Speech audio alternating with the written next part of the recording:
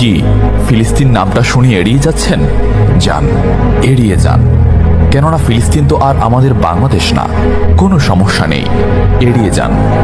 কিন্তু একটা কথা মনে রাখবেন, সেই কাল কিয়ামতের দিন যখন আল্লাহ আপনাকে প্রশ্ন করবে, তখন কি করবেন?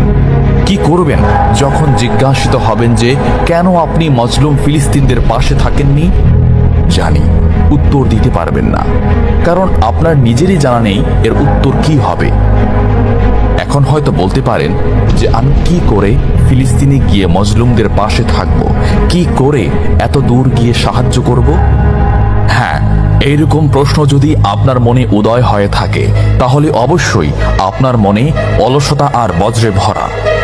এই আধুনিক যুগে অস্ত্রের চেয়ে পাওয়ার হচ্ছে মিডিয়া, তাই মিডিয়ায় বেশি বেশি করে তা প্রচার করুন।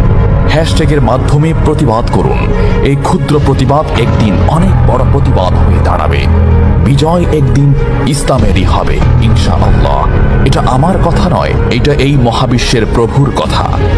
একটা কথা মনে রাখবেন, ক্ষুদ্র ক্ষুদ্র বালিকণা, বিন্দু বিন্দু জল গড়ে তুলে পাহাড় পর্বত, সাগর অতল।